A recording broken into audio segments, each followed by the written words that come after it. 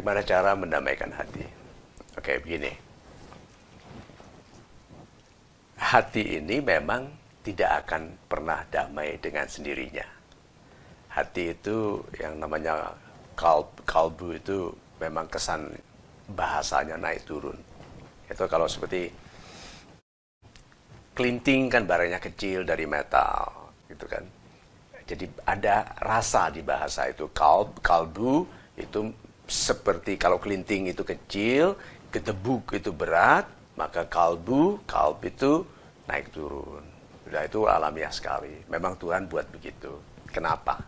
Gini. Orang yang hatinya, katakan saja amplitudonya, itu antara the high and the low-nya itu tidak banyak. Gitu.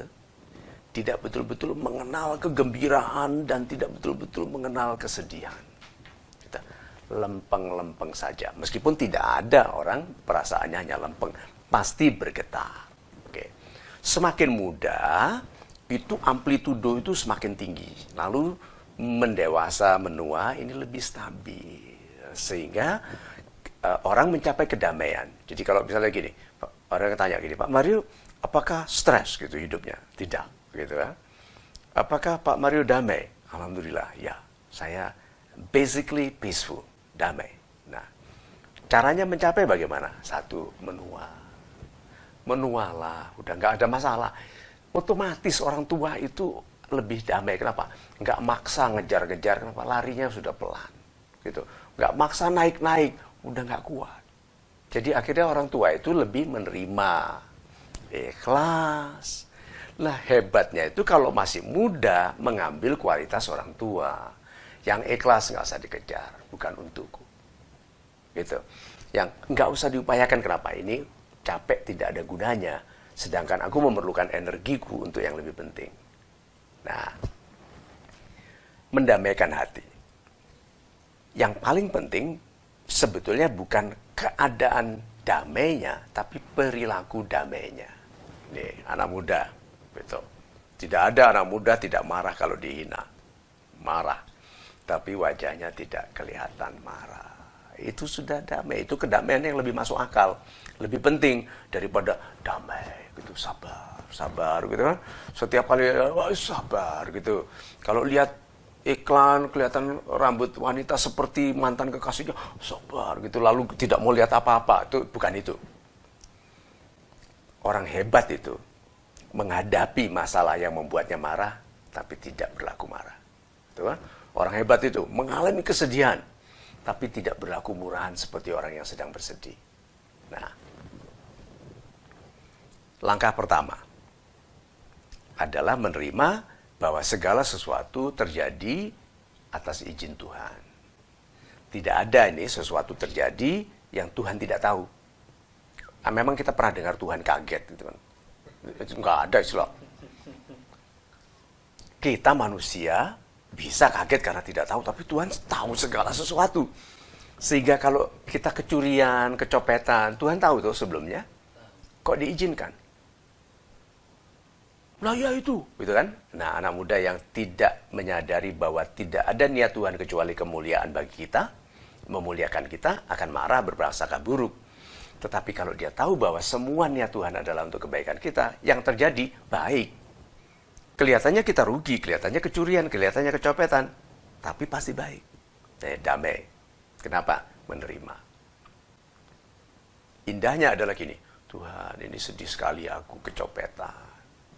Tapi karena aku meyakini kasih sayangmu, aku mencoba bersabar. Coba tuh. Cantik sekali tuh.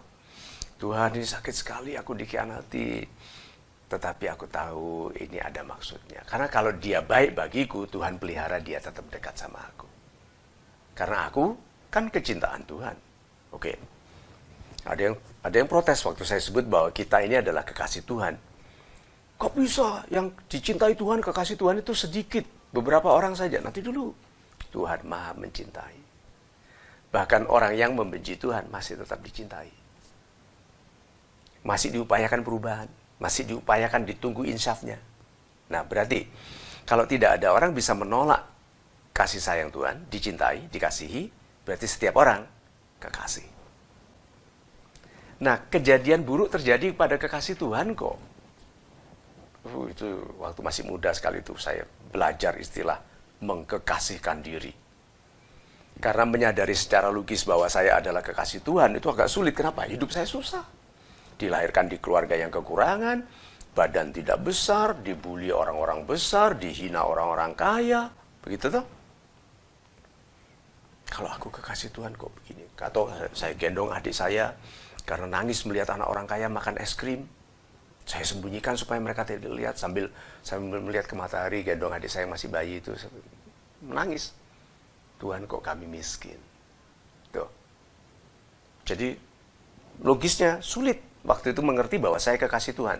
Tapi saya mengkekasihkan diri. Jadi gini, logisnya kalau saya dekat masa saya nggak diperhatikan. Kalau saya manja masa saya nggak didengar.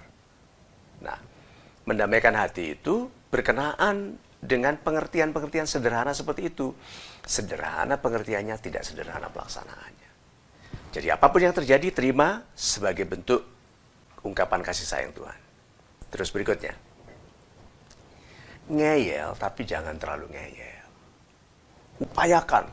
Kan kalau kita itu kecewa, itu karena ingin sesuatu gagal. Mentargetkan sesuatu tidak tercapai. Kecewa toh? Lalu tidak damai. Nah sekarang, ngeyel. Gitu. Upayakan, gagal, upayakan. Tapi tidak ngeyel. Dalam artian apa? Kalau gagal, santai saja. Nah, untuk membangun karir seperti yang saya lakukan, atau sahabat-sahabat saya yang mencapai kedudukan tinggi di dalam karir mereka sekarang, itu tidak berarti tidak pernah gagal loh. Tapi mereka ngeyel, tidak ngeyel. Ngeyelnya berupaya, tidak ngeyel, tidak sakit hati. Tidak sakit hati kepada Tuhan, tidak sakit hati kepada kehidupan, tidak sakit hati kepada dirinya, atau kepada orang yang diduganya tidak membantunya. Mereka sama sekali tidak ada perasaan seperti itu. Nah, ngeyel yang tidak ngeyel tadi adalah ngeyel berupaya, nakal menurut orang lain ini badung, ya nggak apa-apa. Gitu. Yang gagal aku kok. Dan itu sikap saya sebagai anak muda, yang gagal saya. Gitu. Kalau salah bagaimana? Untung aku yang salah. Kalau kalian ambil sikap itu lalu tidak ngeyel dalam artian kalau gagal menerima. Itu. Karena kalau sudah yang kita lakukan terbaik masih gagal, mau apa lagi? Oh, satu lagi ya. Oh, itu kelihatannya muda ya. Enggak loh. Saya itu sampai umur 50-an masih sering menyesali diri lalu bilang gini, kok tadi kan kamu seharusnya. Mar, kamu tadi seharusnya. Kamu tadi aduh masih salah saja. Itu. Akhir-akhir ini saya mulai memutuskan begini. Loh, saya yang melakukannya dengan sebaik-baiknya. Dan tanpa kesombongannya saya putuskan apa? Tidak banyak yang bisa melakukan ini. Tapi kalau saya masih gagal, bersyukur. Bukan marahi diri. Oh, saya yang berupaya sebaik-baiknya dan kelihatannya saya yang paling bisa melakukan ini juga masih gagal, berarti apa? Syukuri. Lalu apa? Move on ke pekerjaan berikutnya. Nah, kesadaran bahwa kita tadi masih salah akan membuat kita lebih berhati-hati di step berikutnya. Jadi kedamaian hati ini, lihat perhatikan. Kedamaian hati ini dicapai bukan dengan diam. Jadi banyak orang kalau mendamaikan hati itu diam, nyepi, menyendiri, nggak bergaul. Salah. Kedamaian yang paling hebat itu dicapai melalui aktivitas yang tinggi. Yang menjadikan diri berguna bagi orang lain. Kenapa? Karena fungsi pendamai kehidupan yang paling besar, jarang disadari orang, adalah kemampuan. Orang mampu itu damai. Orang mampu itu damai. Belum. Masih muda, kalau mampu, damai. Tua, tidak mampu, tidak damai. Jadi segala sesuatu tentang pendamaian diri yang itu, yaitu tarik nafas, selalu katakan, usah, gitu tuh, usah, gitu nanti kelihatan itu nggak damai lagi. Nah, bukan itu. Jadilah ini anak muda yang pinter, gitu. Bukan karena cerdas sekali, bukan karena belajar rajin. Lalu apa? Belum lulus saja orang tuanya sudah bilang apa? Pinter. Itu loh, banyak anak muda itu nggak tahu. Pinter itu bukan karena lulus ujian, karena rajin, memperbaiki diri, olahraga, mencoba sesuatu, menghindari pergaulan nggak baik, begitu di rumah melakukan sesuatu yang penting, orang tuanya bilang apa? Pinter. Coba bayangkan itu Tuhan bagaimana? Pinter. Gitu. Anak muda nggak begitu pinter, bekerja rajin, nabung, berpakaian, dia bilang gini, aku nggak usah baju banyak, sedikit aja tapi bagus. Kan banyak orang mau banyak-banyakan baju, enggak, sedikit saja tapi bagus. Gitu. Sedikit, gajinya kecil. Gitu. Menabung. Kalau untuk nonton, makan es krim, dikurangi. Tapi kalau beli alat, dimaksimalkan. Laptop, jangan kurang-kurang. Mouse yang bagus. Keyboard yang bagus. Tapi kalau nonton yuk, nanti dulu. Tuh. Nanti orang tua bilang apa? Pinter. Tuhan bilang apa? Pinter. Nah, banyak orang ngira itu pinter itu selalu lulus ujian. Bukan. Berlaku baik, itu pinter.